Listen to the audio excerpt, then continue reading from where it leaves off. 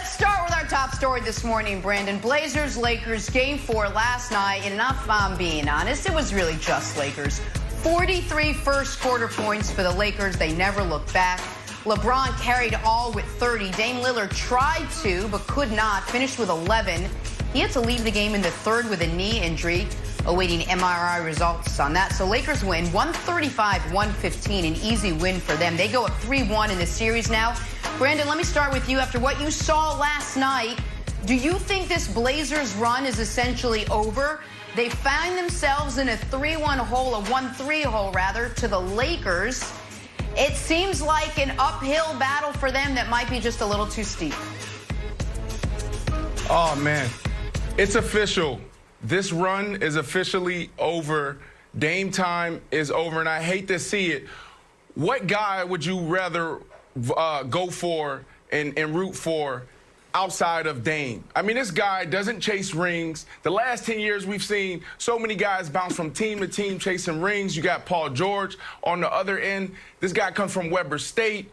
He has a tremendous outing in a bubble, and now it's over.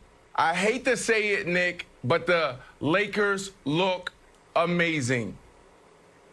Yeah, of course. Yeah, they look like the Lakers. Amazingly, the Lakers didn't take the seeding games that seriously because they had the 1 seed locked up, and they came out in the first quarter of the first game of the playoffs bad, and people wanted to write them off. Listen, first of all, I hope Dame's knee is okay. There would be nothing more unfair to Dame and the Blazers fans if it ends up being a bad thing that they made the playoffs, that he has to go into next season with some type of injury or after some type of procedure because he hurt himself in Game 4 of the first round. So let's hope his knee's okay. But outside of the injury, you mentioned, Brandon, Dame does things the right way, doesn't chase rings, stays in one place. Well, yeah, but you're also kind of seeing why some guys do it a different way. Because Dame's seasons keep ending in his team either getting swept or losing in 5. Because it is really, really hard to win titles in this league. And it is impossible if you don't have a collection of great players around you, or at least one other true superstar level player around you. And while CJ's a really good player, he is not a superstar level player. And that is why this idea that the Blazers were ever going to give the Lakers real trouble, I thought was such insanity, no matter how well the Blazers looked when they were playing playoff games in the bubble and the Lakers were sleepwalking through it. You saw Brandon, you've seen laid to bear throughout the last 3.5 games, all the structural advantages the Lakers have. Yeah. They are a great defensive team. They have the best player on the court. They are far more physical, and they can survive bad shooting nights when the Blazers can't. Like, there were a lot of, to me, flashing red lights warning any folks who thought the Blazers could beat this Lakers team, and you've really seen it over the last 3 games, Brandon. Yeah, we saw the best of the Lakers last night. I mean, it was unbelievable watching that first quarter. We talked about this yesterday on the show where it's like, is this playoff mode or is this blood in the water mode? I think this is really, let's hit our mid-season stride mode.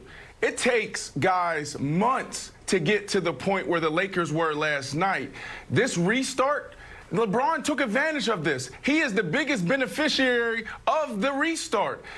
I mean, last night was a show. AD looked tremendous. Kuz was hitting his shots. Green was hitting their shots. I don't see how this team loses because you're right on. They play defense. They can score in the paint. They have great coaching. And I don't know if they have the best player because I'm still a Luka fan and I'm not going to jump off that bandwagon. But LeBron looked amazing. Guys, do you think you got the best Trailblazers, Nick? Just be honest. Did you look at that team in that game last night in the first quarter when you're up 10-0? Were you looking around and be like, woof, these are the real bubble Blazers? Or are you looking at them like, you know what? We're playing a team that punched itself out through the first 6 rounds, and we're coming in the 7th round, and we're going to put the final nail in the coffin? No, I looked at a team that knew they were beat because they were up against, again, it's been a decade, America. If you want to beat playoff LeBron, you better have 4 Hall of Famers on your team. That's the barrier for entry. You want to beat playoff, then count them off. You got to have 3 no doubt Hall of Famers and probably 4. That's been the rule in this league ever since the finals against the Mavs. Nick put Draymond in the Hall of Fame. Now he's trying to walk it back. You just put Draymond in the Hall of Fame, and now you're trying to walk it back. Draymond's a no doubt Hall of Famer. Draymond's a Hall of Famer. Okay, good. No doubt Hall of Famer. Good. Explain that. I agree. I just thought you were trying to walk it back. Because Draymond Green was the 3rd most important player I just on want to make sure one of the 2. No doubt. No, but go back. The Spurs too. They had 4 no doubt Hall of Famers in Kawhi and Duncan and Manu and Tim. Like, that's the barrier for entry. And folks are going to keep forgetting that. And so what the Blazers was mentally defeated because they're like, God dog it. This guy, this is our reward for the unbelievable bubble stretch we had. So it's not that the Blazers punched themselves out. It's that they got punched out by going up against the LeBron James team, Jenna. You made such an interesting point earlier, Nick, and Wilds, I'll ask you, would the Blazers have almost been in better shape heading into next season had they not even made the playoffs or played great in the bubble and just came close with tons of optimism? Everybody's healthy. Everyone's on the bandwagon. Now they seem a little more deflated. Dame might be hurt. You're not sure what state of mind they're in heading into next season. You almost wonder if they would have been in better shape had they not even made the playoffs, Wilds. Your Blazers. I think it's a good question, Jenna. I think there's a question of, like, win the bubble, lose the war. You fight to get into the playoffs only to be sort of spent. And I think when game 2 you're down 33, game 3 you're down 14, game 4 you're down 38. That's not like a quality team. That's a team that is just spent. So the question is, like, would I rather be the Suns and have that post game and say, like, wow, we're really looking up, our future is bright? Or are you looking at the Blazers like, hey, we had our moment, we peaked. Should we blow up this team? Should we move Melo to New York so he can have his real homecoming, which is what I want? But, yeah, I think I'd rather be the Suns, to be honest with you. Well, Brandon, let me ask you. Let's assume, assume Dame is not seriously injured. Yeah. If Dame's seriously injured, then the worst thing that ever happened to them is Karis LeVert missing that shot. Karis LeVert makes that shot, they're not even there. So let's just assume Dame is healthy. What do you think? Who do you think feels better, Brandon, if Dame's healthy? Players on the Suns who went 8-0 in the bubble and just missed out, or the Blazers who fought their way into the postseason and looks like it's going to be a gentleman's sweep in 5? As a player, who do you think feels better? 100% the Blazers. I mean, the run they've had in the bubble, and it's not over. I know they're down 3-1, and it looks it's over. like it's impossible, but they're still there in the bubble. That's what it's about. It's about winning. These guys, it comes down to a finger and now a knee. If this guy never dislocated his finger, they're in this series. Think about this run Dame had. This is a historical run that we're seeing. Come on, man. You got to stick up for your team. How are you jumping ship when this is your team? Have you met Wilds? It's not what he does. We're far away from a finger. I think we need a whole nother. It wasn't just a finger. Wilds ready to blow it up. Blow it up. Lakers can close out the series. I'm not ready to blow it up. I'm ready to do some severe remodeling. Hey, we got to talk some football on the other side. Who's happier than Cam Newton right now? Nobody, says Cam Newton. Talking Patriots next. First things first. On to New England, where new Patriots quarterback Cam Newton is already getting a good grip on the Patriots offense. According to his teammates and coaches, Patriots QB coach Jedd Fisch particularly happy with Cam's progress so far. Take a listen. It really feels to me when Cam walks out on the practice field, it's truly recess for him. It's the opportunity to go play. And what we all remember when we were kids, when the bell rang and we got to go outside at school and take a break from the work and go play. That's kind of the feeling I get from Cam every time he gets out here, that it's a happy place. And I think that's great. the best reflection of his work ethic, I mean, we're not even on 4 weeks yet, and he's able to function and run the offense.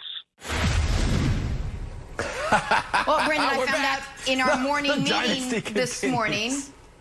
I found out in our morning meeting today that Jedd. What anyway, is Jedd Fisch you expect supposed Cam to to say? flourish in the Patriots offense in year one. Exactly. But he did say it. He didn't have to say it. Do you expect him to take what most people say is a very complicated offense and flourish and run with it?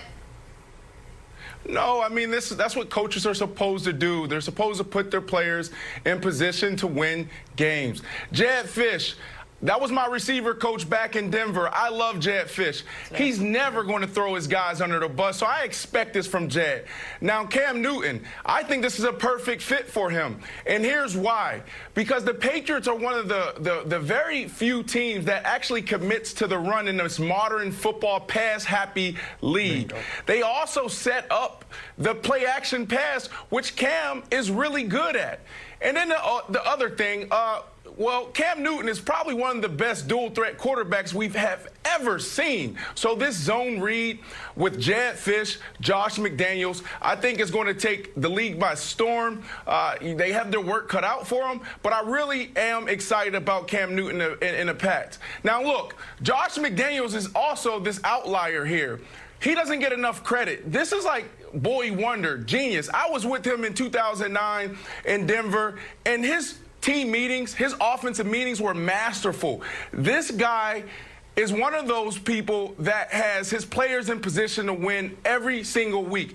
There's going to be a new playbook every week. There's actually going to be plays for one moment. The one moment in a game, it comes down to situational football. This guy's going to be able to tell you, guys, third quarter, 8 minutes to go. When we get into the fringe, past the 40, this defensive coordinator is going to call cover zero. He looked at me one time and he said, Brandon, they're going to call cover zero. Kyle Orton's going to look at you, pat on the head, you run a post. It's going to be a touchdown. We got it. I run a post. I'm wide open. I drop the ball. I've never been more prepared. Now, I should have caught the ball, but the moral of the story is Josh McDaniels is going to have Cam Newton exactly where he needs to be. This is, by the way, is evidence of what a great teammate Brandon is. I know the exact clip he's talking about. Orton overthrew him by 7 yards. Ball wasn't dropped, but it was all the same. We all get the story. The story still hits. So there's so much focus on, is Cam going to be able to comprehend the Patriots offense, that sometimes we miss the forest for the trees here, and I think Brandon alluded to it great. The Patriots' last couple of years have been a run-first team, and that might be a bit of an anachronism in 2020, but that's the way the team is built. And now they have a quarterback who has been the best short yardage, not quarterback runner, but the best short yardage runner, running back, or quarterback over the last decade on their team. Cam also, for the first time since his MVP year, can drop back to pass knowing, you know what? I got a pretty damn good offensive line in front of me. I don't have to worry about folks coming for my feet or TJ Watt blindsiding me and wrecking my shoulder, as happened in 2018, which kind of started the whole Cam is injury-prone narrative. Up until that hit against TJ Watt, Cam had missed 3 games in his entire career. And so there's just wilds. I hate giving commentary that adds that twinkle to your eye about the Patriots. But when it comes to Cam and his fit, I think it's going to fit perfect. And I think Brandon's point about them being able to focus on the run and use that as a strength is a huge thing here, Wilds. Yeah, I agree, Nick, and I'm glad as a fellow Patriots fan that you finally see it my way. Sad day for everybody that said, hey, should Belichick tank? Should the Patriots just give up? Oh, they should just give up on the year and get Trevor Lawrence. He should throw it away. Just be like the Warriors, get a high draft pick. Oh, and then what happened? Here comes Cam Newton. 4 weeks in, we feel good about it already. I'm not worried. I'm interested to see how great Cam can be. Week 1, not worried about. I know they said Fitzpatrick's coming in. I don't know. I still think Tua gets the start. Either way, Belichick 12-0 against rookie quarterbacks at home. Week 2, I'm a little bit nervous about it. I think the season, we can get a glimpse of the season at week 2. Belichick is 1-2 against Pete Carroll. Cam's 2-5 against Pete Carroll, Brandon. So I'm interested week 2 to see if we can get over the hump. Of course, Belichick's big win was the Super Bowl. Then it's week 4, Brandon. This is a big day on the show. 13,000 people in Arrowhead. Cam Newton versus Patrick Mahomes. I'm very happy to see where Cam Newton's going to go. Brandon, the question to you is, if he's this far ahead right now, have you had experience with a quarterback that gets exponentially better as the season goes on? That's exactly what they're supposed to say. But we don't know if he's that far ahead. The Patriots are always going to protect their players. Jedd Fisch is always going to protect his players. So do we really know how awesome of a camp he's really having? I think, the stories coming out about, his personality, his leadership, that's true. But when it comes to X's and O's, you got to think about it. It takes guys years to master an offense. The thing that Cam has going for himself right now is those two coaches, Jedd Fisch and Josh McDaniels. They're going to put together a playbook that works for Cam. One of the coolest things about the Patriots is they have a playbook on every single player in the NFL. I remember playing against the Patriots when I was with the Jets, and I would come out, and depending on what foot I had forward, determined how they played me. Would they double me? Would they roll to 2? Would they play man-to-man, inside, outside? And it took me 2 games to figure it out. And after the game, I asked the guys, I said, what is it that you guys are seeing? They said, well, Brandon, every time you put your outside foot up, you're taking an inside release. So it tells us everything. Why did they tell you with that? Cam Newton, well, because I got some cool friends on the other side, right? Like I got a few people. I got a few people on the inside. Listen, among my girlfriends, anyway, we don't share that kind of stuff. Sorry, go on. Just keep it close to the vest. Listen, but you got to do everything you can to get an edge, and I'm saying all that to say that the Patriots know exactly who Cam is. They know that he's a dual-threat quarterback. They know with the running game, it will open up the play action, which he excels in, and he'll be able to freaking crush the zone read. Go ahead, and Nick. just quickly, the Wilds, to your point, because I can't add anything to Brandon's, that was great, is I think you're focused on the beginning of the season, which is understandable because we're all so excited for football to finally be back. Yeah. But the Patriots just need to tread water the first 10 weeks of the year. If they are 5-5 after 10 games, they're fine. Because the back end of that schedule, you can look at it and say, well, 3 straight AFC East teams to end the year. You got the 2 LA teams, fortunately for the Patriots, in back-to-back weeks, so you actually don't have extra travel. And the Thursday night game, you're already in LA. Meanwhile, the LA home team was on the road that week, so they're actually traveling on a short week. You aren't. So, like 5-0 at the end of the season is totally in play. 6-0 as well if you think you can beat the Cardinals. So, I just think the Patriots, who typically peak at the end of the year anyway, while Cam is getting his feet underneath him, if they can just tread water, they can be in great shape by the end of the year, which is all you guys in New England understandably care about. No, Nick, you're a smart guy, but I mean, right there, you sound foolish. 5-0 down the stretch? The Buffalo Bills, are you serious? The LA teams, are you kidding me? You think that they're just going to sweep everyone? I think the Patriots can start 5-6 and make the playoffs. Absolutely. I think Bills, Dolphins, Jets at the end of the year. I think the LA teams are going to be, one's going to be starting Justin Herbert, the other one's going to be regretting they're still starting Jared Goff. So yeah, I do think 5-0's in play. Ouch. All right, at some point soon, Brandon, I want to get your record for how you think the Patriots are going to do. But hold it, because we got to talk some Clippers. Why is Doc Rivers telling ice-cold Paul George to shoot more headed into Game 5? More, not less. Next. First things first. Back here with Chris Broussard, we're talking Mavericks-Clippers, Game 5 tonight. So Dallas comes in with all the momentum after Luka's buzzer beater to even the series. Clippers come in with an ice-cold Paul George, shooting 22% from 3 this series. And as a result, Broussard comes in with his newly adjusted pick of Clippers, not in 5, but in 6. Head coach Doc Rivers borrowed the game though, the Lakers didn't need. There you go.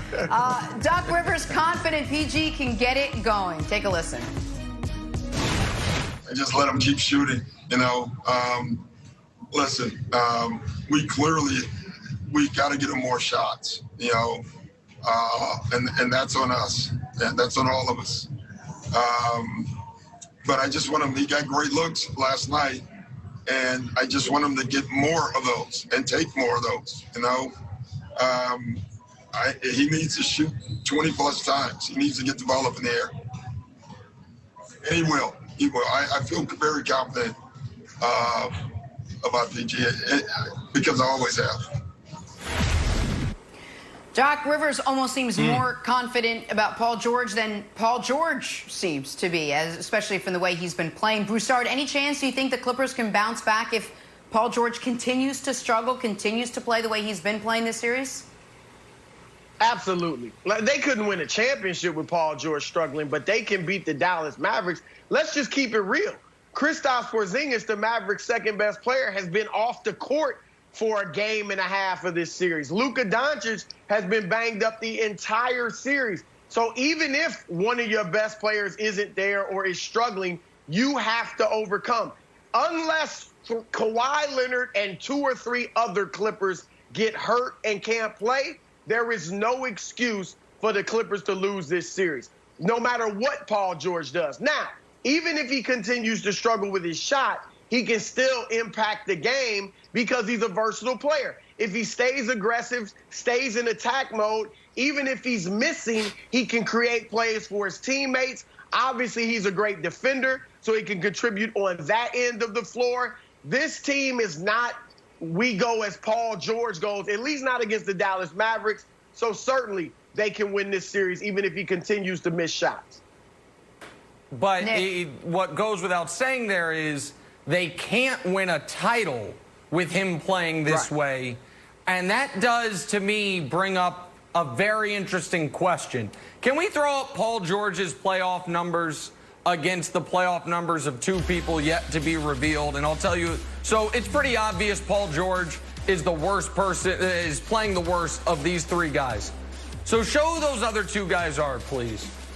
Because those are the 2 guys the Clippers traded to get Paul George. Now, that's not all they traded. They also threw in 7 additional draft picks in order to get Paul George. It is an epic haul, and people say, well, you weren't just trading for Paul George. You're trading for Paul George and Kawhi.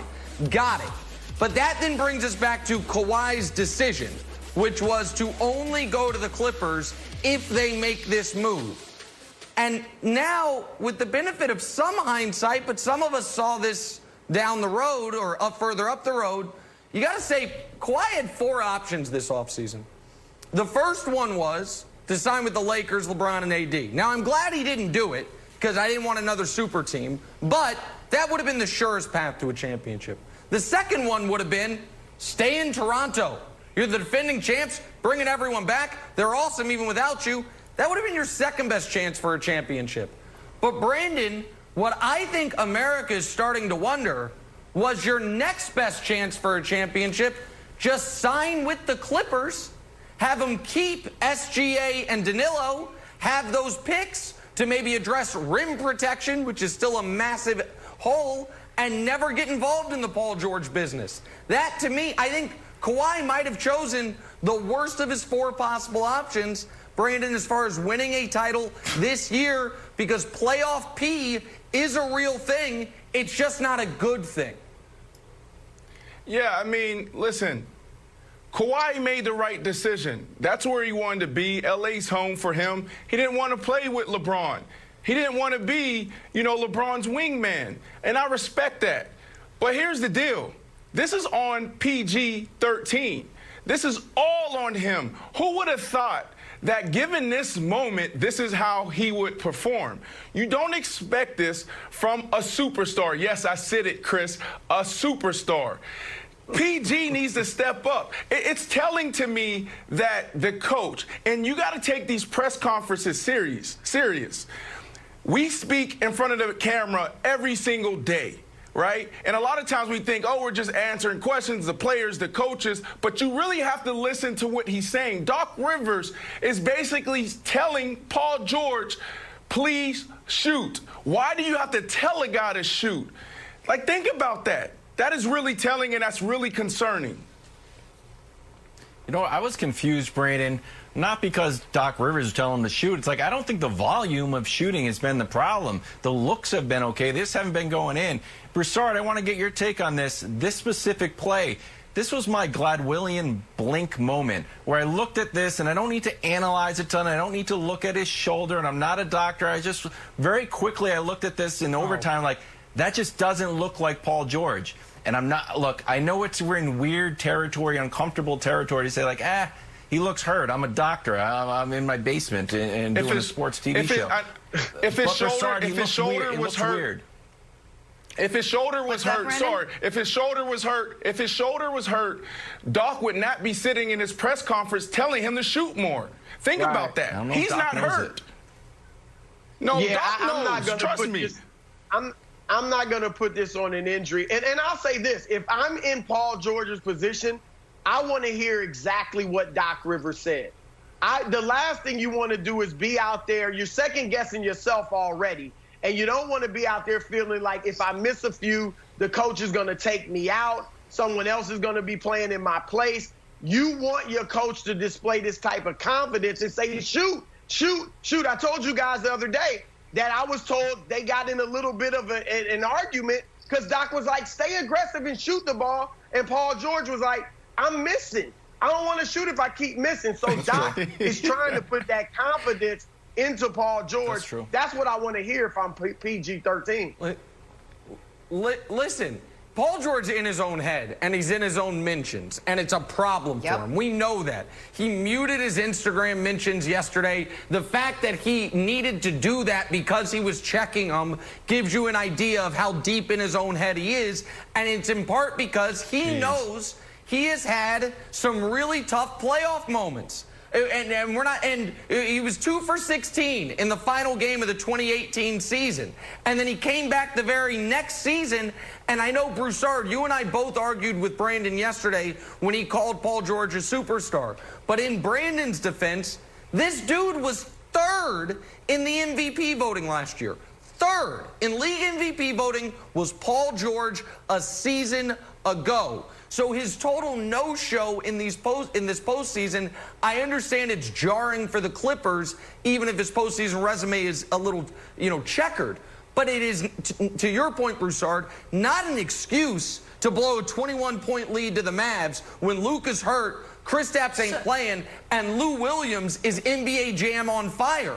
Lou Williams scoring a point a minute in that game. Kawhi was excellent down the stretch, and it speaks to JaMychal Green had a really interesting quote after the game saying they're missing the dogfight that they had in them last year. Any folks that are like, oh, they've lost their heart and soul when Beverly's not out there. If you're a championship team, you can't be missing Patrick Beverly for 3 games and have that derail you. And so there are much bigger issues for the Clippers than just Paul George. But if they're going to win a championship, obviously Paul George has to be better.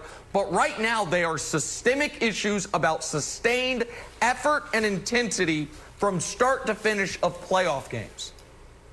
The identity of this team has changed. Last year, they were the little engine that could. Just taking the Golden State Warriors 6 games in the first round of the playoffs, you saw they played with heart. They played with emotion. They were Came back from 31 down. This year you brought in a superstar and another star, or maybe 2 superstars, according to Brandon. Whatever you look at it, 2 stars. And one of them was banged up all the time in Paul George. And Kawhi doesn't practice a lot. Sometimes Kawhi's not at practice, okay? And everything has changed. Now they're not prima donnas, but their identity has changed. And players in that locker room see it, and this is something they've got to fight over. I think they can fight over it. Obviously, I picked them to win it all, but this is something they're going to have to continue to struggle through. Brandon, quick question to you. When you're a professional athlete, you know you've got, call it the yips, call it whatever it is. Do you want to go out there and push harder and lean into it? Or do you want to take a step back and get your head right and then go out and feel like you're a better chance of making shots? Maybe it's me and I'm a little off, but when I dropped the ball, or if I dropped 3 balls in a row, I didn't want a teammate to tell me I can do it or get them next time. I didn't need a coach to say anything to me, because in my head it was like, I know who I am. I know I'm a star. You don't need to tell me that. Throw it to me again. If Jay Cutler stopped throwing me the ball, I walk up to Jay Cutler and say, why are you stopping? Well, you dropped 3 balls. I don't care. Throw it back to me. Sorry, I'm getting a little heated. I guess I'm missing a little football. No, I love it. Love it. We got such great insight. You need to give PG a pep talk. Guys, is Julio Jones the best wide receiver in the NFL? If only we had a wide receiver that we could ask. Oh, hang on. Talk a little football on the other side. Brandon, don't let your Wi-Fi go out. First things first. Hazing. All right, time for a little Baseball drawing a guys. blank. Also do time it for on talking receivers. Kyler Murray, guys. Kyler Murray said it's definitely possible that the pass-catching firm of Larry Fitzgerald, DeAndre Hopkins, and Christian Kirk all can get 1,000 yards this season. The Cardinals had the last trio to do that back in 2008. So, Nick, Kyler saying it's definitely possible Hopkins, Fitzgerald, and Kirk all go for 1,000 yards is blank. It's actually Hold on. possible. Unlike the conversation about this with the Cowboys. What up, Brandon? Hold on. I heard you say, hold on. Go ahead. What's up? Fool's gold. Fool's gold. Gold. Fool's gold? Oh, you think they got no chance? Cliff Kingsbury? No. You got Kyler in year 2? It hasn't been done since 2008. If it was that easy, Aaron Rodgers would have did it with Driver and Jennings and the other guy, Jordy Nelson. Come on now. Yep. It's fool's gold. Okay. I feel like well, where do you stand? I feel like it's closer than you realize. Kyler threw for 3,700 yards. DeAndre had 1,100. Larry's done it 9 times. It's just a matter of if Christian can get over the hump. So, Nick, I don't think it's fool's gold. I think they could actually pull it off. Yeah, I think that talking Brandon, about you're it in man on an island Dallas, here. when you have Zeke as... listen, I think when you have Zeke as a running back, it's not going to happen. But when you're going to be throwing the ball as much as Kingsbury's going to throw it, Nuke is a superstar. Larry's super consistent. I agree it's about Christian Kirk. And also, shout out, it took 3+ years, but my good friend Stevie Breston finally made the show. Shout out to Stevie Breston. Miss you, buddy. Good to hear from you. I didn't know he was on this list. I tried to fit him into the show. We got him in. Move on. Talk some Baker Mayfield. Baker has his sights set on an AFC North title this season, saying, oh, it starts with a division title. Okay, Nick, my plethora of eye rolls aside, the Browns' AFC North title chances are blank. How about let's get out there and win one game and go from there? Let's stay healthy. Yeah, Let's just all get on the same page. I gave you 3 options right there. I love that Jenna hates Baker. Right. The answer me is so there's much. nothing the Browns could say in order to appease Jenna Wolfe. So there's a bad true at question all. by you. But the Browns AFC North, it 100% is true. The Browns AFC North chances are Lamar dependent. I think the Browns can win 10 or 11 games, Brandon. The problem is they're in a division with the Ravens, and the only way the Ravens don't win 12 games in the division is if something, either Lamar regresses terribly or Lamar, who's already a little dinged up, something happens to him where he has to miss time. If Lamar plays all 16, the Browns have no chance of winning the division. So I say it's the Browns AFC North title chances are Lamar dependent, Brandon. Yeah, don't forget about Big Ben and the Pittsburgh Steelers, too. But this is real. I've been saying this for the past 4 years, and it's getting frustrating. But I go back to 2016 when Jabril Peppers hit me in preseason. He hit me so hard, it made me think of 2 things. Number 1, I think it's time for me to probably retire. And number 2, the Browns have a chance. And since that hit, I've been saying that the Browns have a chance. So hopefully this is the year that they get it done. I like this team. I like the coach. Let's go. Brandon, first of all, again, great cactus in your background. Fantastic. I'm going to add one to mine. I went with 9-13 dependent. They've got the Ravens right away. And Brandon, like, with no preseason, if you're ever going to like take down the Ravens, it feels like week 1 is the time to do it. Then you got Joe Burrow. So those first 2 weeks, you come out of the gate strong, maybe you got a shot. All right, maybe you I'm have wrong, a shot. I'm telling you, this team is talented. This team is talented. Speaking of the Ravens, All-Pro safety Earl Thomas released Sunday by Baltimore. Reports are leaking out that he was not well liked by his teammates. Brandon, let's start with you here. Earl Thomas reportedly being not well liked by his Ravens teammates is blank. This is shocking because I spent a little over a year ago with him when I was playing for the Seattle Seahawks, and he was one of my all-time favorite teammates. So this is shocking to see a guy go from a leader in the locker room in Seattle to a distraction in Baltimore. Makes me wonder what else is going on. Now, we know he had a tough offseason personally, and in decision-making, punching a teammate, maybe it's time for Earl to sit down and get a little help, but this is definitely shocking, Jenna. I said predictable, but not because of his track record prior to the Ravens.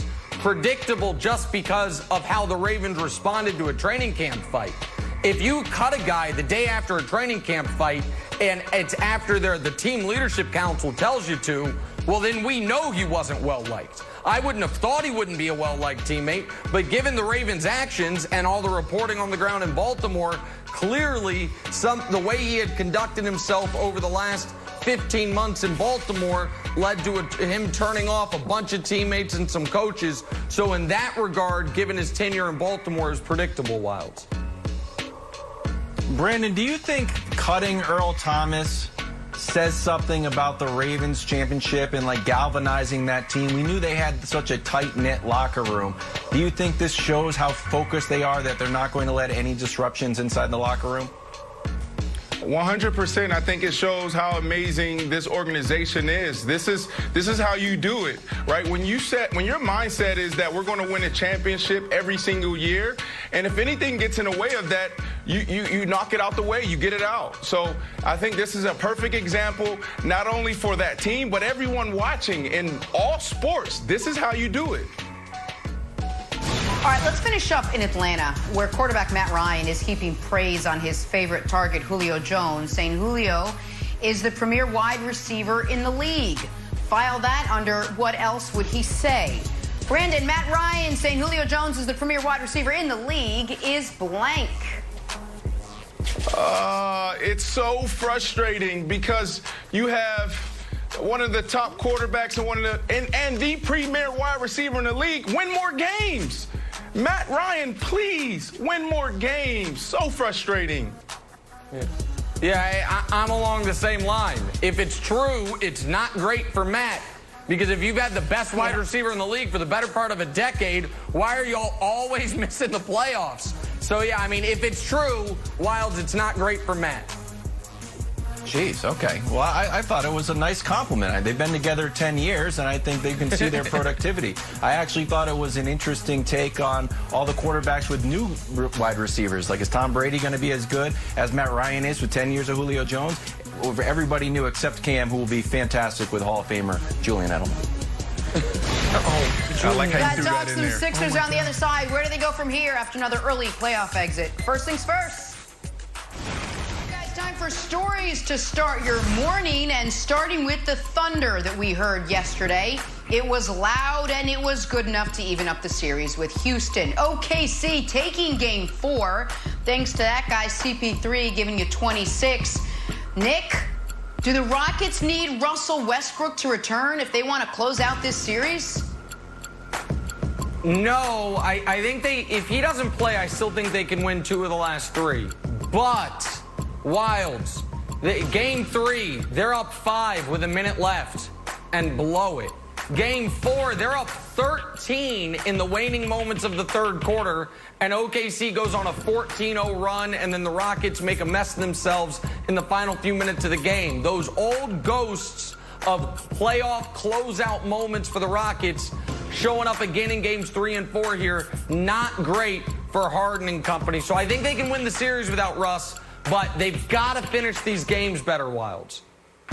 Yeah, I don't want to see Russ on the court unless he's 110%. I would take it all the way to a Game 7 before Russ probably takes off his Iron Maiden shirt and checks himself into the game, Brandon. Yeah, I mean, guys, it's only fair for us to talk about yesterday. Yesterday we had this topic, and I think we all said that this series was over. And now we're talking about how this team could potentially take this series. Look, these three guards are playing lights out right now. And, Nick, I know you're a stats guy. How about this stat? This team is 30-15 in clutch moments. So I think they definitely need Russ, and they need Russ fast. Wilds, waiting to Game 7, it may be too late. Wilds doesn't want Russ to be 100%. He's got to be 110% for him to come back. On to Pop the question now. Another report that Greg Popovich is the, quote, first priority in the Nets head coaching search. Often where there's smoke, there's fire. Also often when you've been the head coach somewhere for 24 years, you're probably not leaving.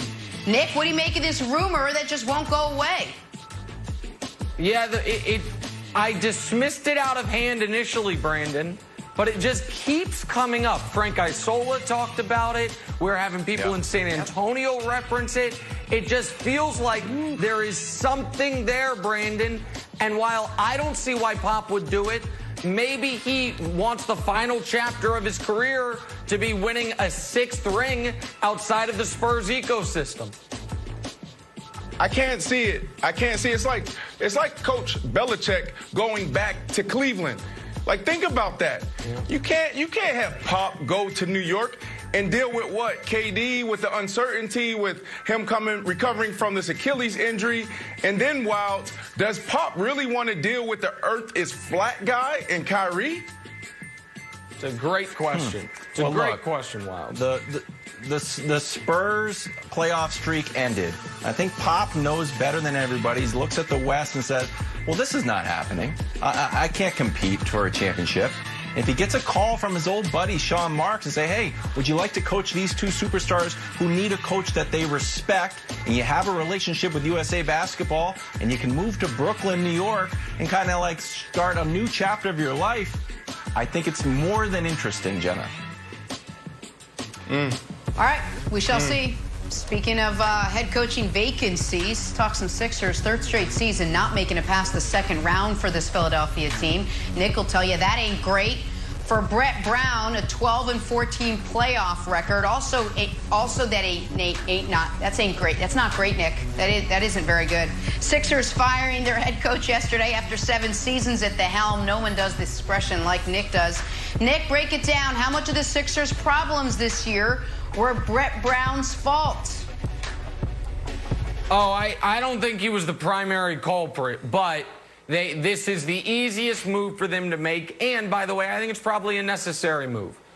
We talk about in sports a lot. Sometimes there are the right coaches to get you from A to B, but not the right coach to get you from B to C. I think Brett Brown did a great job dealing with the process, the losing, the roster turnover, and I think he should be applauded for that.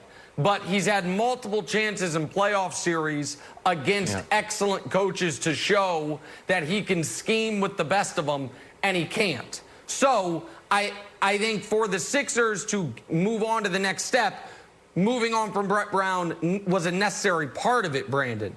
But that does not fix things for them. That is one part of it, but it doesn't fix the $148 million you owe Tobias Harris. It doesn't fix the $81 million you owe Al Horford. It doesn't fix that Ben Simmons won't shoot, and it doesn't fix that Joel Embiid still seems exhausted by the 2nd quarter of some of these playoff games. Those are bigger structural issues that whomever walks into that job, Brandon, they're going to have to deal with. Yeah, I mean, there's so much here. I mean, we could talk about management and brand. We could talk about, a changing of coaches, which is never easy because now you got the ego that comes into play when you're dealing with professional athletes and superstars who make more money than you. And then We got the guys in the locker room and on the court, so do we start there? And to me, that's where I would like to start. When you look at Embiid, his body language, it just doesn't show that he's the guy. When you look at the Golden State Warriors, back in the day, you look at the Celtics, you look at the Spurs, you look at the Heat, there was always a guy that you can point at and say, that is the man. And I just don't see that in Embiid. I don't see that in Ben Simmons. So I would like to start there. If I'm Elton Brand, I'm saying this. Look, guys, I gave you guys opportunity. I know I hit on some guys and I missed on some guys. There's been a lot of turnover on the roster outside of our big two. But I gave you exactly what you needed in Jimmy Butler. Like, how do you let this guy leave? That's exactly what you needed, was a guy that can take control of the locker room, on the court, push people to be better. So I don't know, what's going on in that locker room, but that's where I would start. Yeah, this is not sort of a baseball through a glass window where the angry dad comes out of the house, says, who threw the baseball? And everybody points at Brett Brown. It's like, it's 100% Brett Brown's fault. There's a lot of fault to go around here. And, Nick, I'll throw it to you.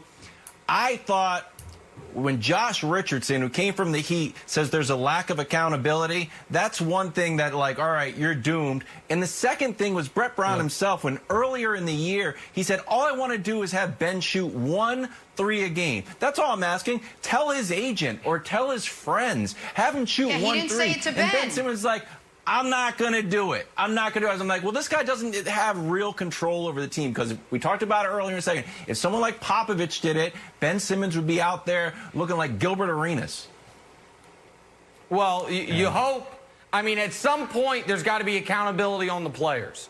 Like, I don't blame Tobias Harris for being Tobias Harris. Tobias Harris is a 17 to 21 point per game guy, depending on what team he's playing for. They offered him 5 years, $180 million. Of course, he took it. Al Horford, at this point in his career, is a lesser version of peak Al Horford. Everyone knew it. The Sixers, and I thought Zach Lowe pointed this out brilliantly, the Sixers signed Al Horford for 2 reasons. 1, they thought he matched up well with Giannis. 2, they thought Embiid matched up poorly against Al Horford. So it's like, well, now Embiid won't have to go up against him, and when we play the Bucks, we'll have someone to guard Giannis. The problem is, Al Horford was such a bad fit on the team, he never even got to play the damn Bucks. So, like, that signing doesn't make sense.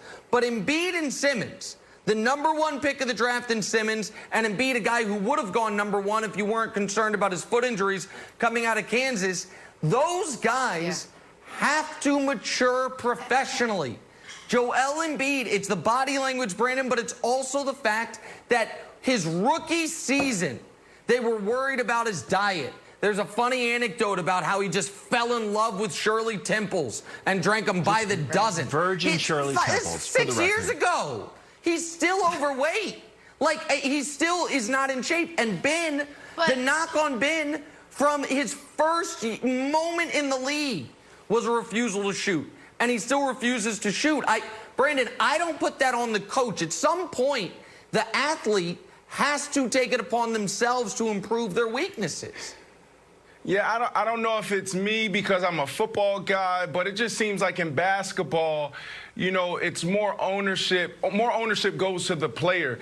In basketball, one guy, and we've seen this in the past with LeBron James and now with Luka, one guy can dominate a game, can change the entire game for a season.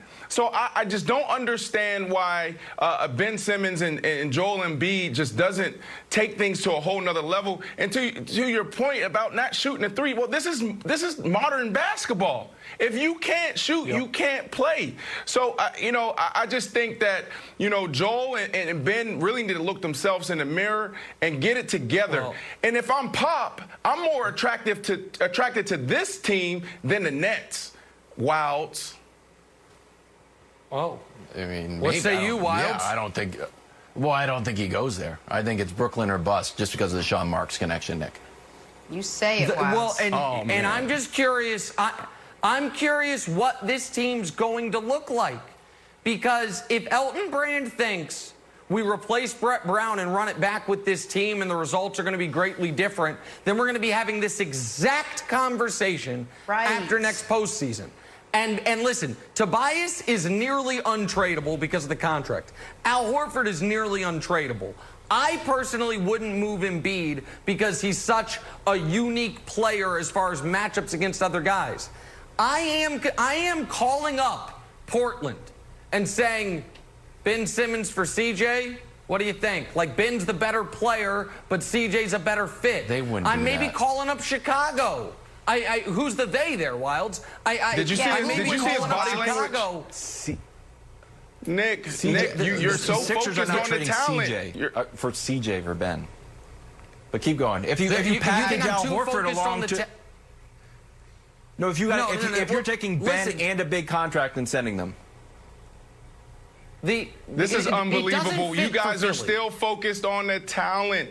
Stop it. I keep telling you guys this. It's only day 2 for me. Talent only takes you so far. Yes, Joel Embiid has a skill set of a Shaquille O'Neal, but do you see his body language? That's not the mentality that you want in your locker room and leading your organization. So, no, you keep Ben, if anybody, and get rid of Joel, the bad body language guy. Well, you got those 2 now. They're probably going to run it back. Let's see if a new coach could come in and set that straight. Did LeBron take back the throne last night as the best player in basketball? Nick would say from whom? Next, first things first.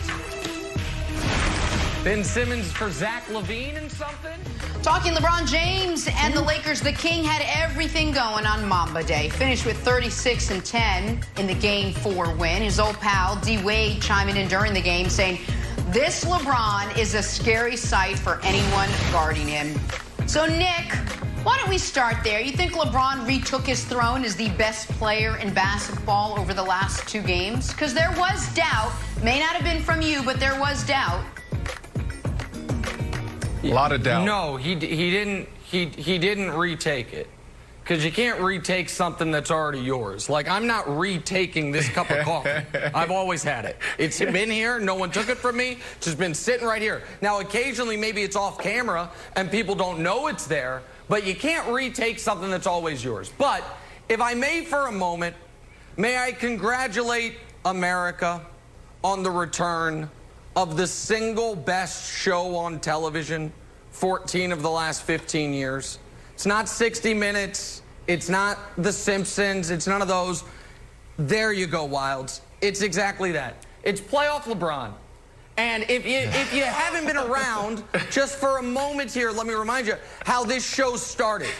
Many people say it had the greatest pilot episode of any show ever, with the 32-11-11 in the first playoff game. See, after season 2 of this show, people were wondering, could this be the greatest show of all time? That's the year he took the Cavs to the finals in 07. Seasons 7, 8, and 11 of the show, you swept all the awards. Been working on you this. won the championships, you won the MVPs, all of it. Season 13 of this show, people still to this day say, might be the greatest individual performance ever. That was the 2018 Cavs. Now, then season 14 was postponed. And people wondered, is that show ever coming back? And then the first couple episodes of this season, people, it kind of slow, little plot setters. But now we're in the thick of it. Now the action's moving. Now you can't get up from your seat. Now you're wishing you could binge watch it. Hit next on Netflix. Must-watch television. Because we are up and running, baby. And it is the greatest show on television. Count on it, year in, year out. Wilds, you mimed it to me. We can all say it together. Playoff LeBron. Sit back and enjoy it. Because he's busting heads and taking names, Brandon. I'm Nick, wrong. you're wrong. Tell me how I'm You're wrong. wrong again. The last 3 years, the greatest show on TV has been you on this show talking about LeBron and the Lakers. Like, this is the greatest show. Appreciate I mean, he'll stand corrected on that, Brandon. Unbelievable. I mean, come on, man. Listen, you are right, okay? There's one thing you're right about. LeBron, he never lost it, okay? But I will say this. His only competitor right now is wear and tear. He is the biggest beneficiary of this restart. Like LeBron James getting older, there's no more competition. The only thing that can knock him out is actually playing basketball. So I think that's what we're seeing right now, this re-energize, this refuel LeBron James. And this is why we're seeing guys like Dwayne Wade tweet about this is scary, because the real face of this league, and I'll say it again, and I'm going to say it every day until everyone gets behind me, is Luka. Luka is the man. Luka is the face. Wow. Okay. This puts Nick in a tough spot because LeBron's his guy and Luka's his silver medalist, so I don't know how the show is going to progress. I also Luka's my son. You're making me true. Yeah. Luka's my son. Even when we're deep in NFL playoffs, Brandon's like, guys, time for my Luka segment. It's like, Brandon, the Patriots are about to play in the Super Bowl. Nick, this was not a good night for me, and I texted you the emoji white flag that you did not respond to, which I did not love. The Blazers are cooked. They won the bubble and lost the war. They reminded me of like when you and your buddies are out and it's late at night. It's about 1:30 a.m. You're like, wow, we got to shut it down. And then here comes LeBron and the Lakers. Let's start it up, guys. The party's just starting. You're like, oh, my God, we got to do shots now that the Lakers are here. We're in a bad spot. And I kept believing, Nick. I kept believing. It got to 30 points. I'm like, I'm not going to bed. It's Dame time coming up. And when it got to 38 points in Game 4, I said, you know what? Blazers might not have it. Blazers might not. They have never it. had it. So I'll throw it back to you, and I'm glad you're happy, Nick, that you've taken my beaten down Blazers, right about my everything. injured Blazers, my Zach Collins poor ankle from the beginning. Listen, now it's your Blazers. Now it's your Blazers. Come on, man. If you're going to be a fan, be a fan. He's been on. Cheer to the end. Brandon, here real quick. Brandon, he's a really weird sports fan. He's a sports bigamist. He likes the Yankees and the Red Sox, the Blazers. By the way, everyone forgets, you know who he liked just as much as the Blazers going into the bubble on the Eastern Conference? The Sixers. He was like, they're 29-2 at home. They got a lot of players who used to play for Orlando. And then he just left them. He left them on the side of the road. But speaking of the side of the road, Wilds, I didn't respond to your text yesterday, which was mean of me. So I'm going to do something nice here, which is not have our great producers run the video of you 5 days ago saying that Lakers are a car with no tires in the driveway. That you're worried about going cross country. They can't even get down the block. And that is not me picking on you, Kevin Wilds. It is using you as a vessel, as an example of how this team was being discussed. Everyone is so eager to say, this is it. It's over for LeBron. Whatever the reason is, that we pretended the regular season didn't happen. We pretended, to Brandon's point, that somehow the stoppage was going to be bad for LeBron. Like, oh, well, in those 4 months, he obviously doesn't have a way to work out or work on his body. He was just sitting at home, chilling out, watching Hulu. Well, folks were trying to explain shirtless that Instagram all of a sudden, just like an influencer. The Lakers were terrible. No, Brandon, you saw it too. People were like, LeBron's averaging 20 points. That first playoff game didn't seem to have the burst. Playoff game number 2, they won, but he scored 10 points. When this right here was always lurking. And if you'd been paying attention, and unfortunately, some people hadn't, evidently, you knew it was coming, Brandon. Wow. Are you serious? Did you really make that statement? Did you really say that? Yes. How does that come out? How does that come out of your mouth? Because in Wild's defense, they were playing pretty terribly offensively during the bubble. In Wild's defense, a lot of people didn't leave them for dead. But when they come out of the bubble with a 3-5 record, they kind of stumbled into the playoffs. LeBron had a tough first quarter in the playoffs. Yeah, they did not look like that show that we've come to love for the last couple of years, Nick. It looked like that last couple seasons of SVU. Nobody really loved the last couple seasons. It might still be going on. That's what they look like until they got a great storyline. All my metaphors are accurate. I said they're a car with 4 flat tires. I didn't say the radiator was done. I didn't say the engine was done. Radiator? I didn't say it was all rusted out underneath. I said they got 4 flat tires. They're shooting terribly. So you know what old Nick Wright did? Whoop, whoop, called up AAA. We need 4 new tires on this thing. Put a Danny Green tire on there, blammo. Put a J.R. Smith tire on there, blammo. Anthony Davis all of a sudden healthy and LeBron's playing well. They got new tires, now they're rolling. I was right the whole time. Okay. All right, listen. All right, man. Brandon, I apologize. I apologize on behalf of both of our colleagues. First, on Jenna's behalf, because the poor people at SVU just got thrown under the bus because evidently they haven't screwed Jenna cameo the last 2 years. You're right. No, exactly. The SVU amazingly fell off the map, evidently, once they stopped putting Jenna in as a court reporter. Like, geez Louise, those poor folks. It's so unfair to them. And that's why she was like, it's been terrible lately. Now, and to Wild's thing, Wild's is saying they got new tires. It's the same tires. Danny Green was on the car before. KCP was on the car before, and folks tried to act like they all suck now. And some of us kept the faith because they have the panacea, the cure-all, the offense unto himself, LeBron James. And guess what? The faith he showed in Game 1 in those shooters that went 5 for 31, KCP and Danny Green, they're 15 of 30 from 3 since then. And Brandon, you can speak to this. If you are having a bad game, what's the worst thing the quarterback can do? Stop throwing to you, right? What's the best thing he can do? Show you he still has faith in you for the big moment. You're saying it. I mean, this is the same formula LeBron has been using his entire career.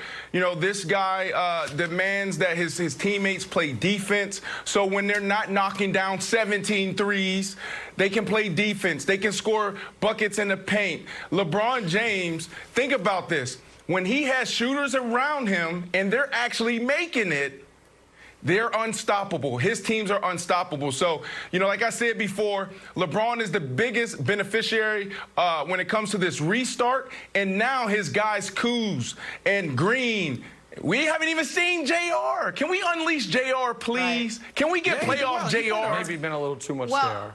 He's maybe a little too... Listen, before we close out, my guy. My guy. We got to talk about the other side. Let's talk about the Blazers and where this now leaves them down 3-1 in this series. Is their run essentially over now as they're looking up at this hill, Nick? I mean, it's insurmountable, it seems. Brandon, is the run over? Nick, it's over. It's over, and it's so sad because who would you rather cheer more for? Like, think about this guy, Dame. He comes into the bubble, and he is just electric. I mean, he has the entire country rooting for this guy. He doesn't go run and chase rings. He's not going from team to team. This guy stood in the paint. He stayed in Portland, and he tried to get it done. Hopefully his knee is okay because you never wanted to see it in this way, but it's definitely over. I mean, the Lakers last night, man, they showed that this is the best of the Lakers, and no one can beat this Laker team. Well, and listen, first of all, you're right. We're still awaiting results of the second MRI, and nothing would be more unfair than if Dame actually really hurt his knee and isn't able to go into next season at full strength. But we're speaking of unfairness, we're also over the next few weeks, about to see some real unfairness in how certain guys are covered. Dame is about to get beaten 5 by the Lakers, and it is only going to have elevated his standing. He was the best player on a team this year that was really damaged by injury, but he was there throughout. They were below 500. They were the 8th seed, and they're about to get washed out. In the very next round, James Harden is going to get beat by these same Lakers a round further, and it will be an indictment on him as a player. People will find a way to tear it down. And the people say, is Dame a top 5 guy? You know when Dame will be a top 5 guy? When folks start saying, can't be getting swept out of the playoffs or losing 4-1 every single year. That's when he's a top 5 guy, because right now, Dame is evaluated a little bit with kid gloves. And so there is an element of he got his team here and was the player of the bubble. But the status he was being elevated to, hey, I'm not quite sure, Jenna, if he's quite at that level. Wilds, quickly, you want to make a prediction on the series? We've been waiting. On a Dame record. Dangerously close, Nick. I guess not. You're We're not getting a dangerously close prediction. to summer we got to games. go. Have a great day, everyone.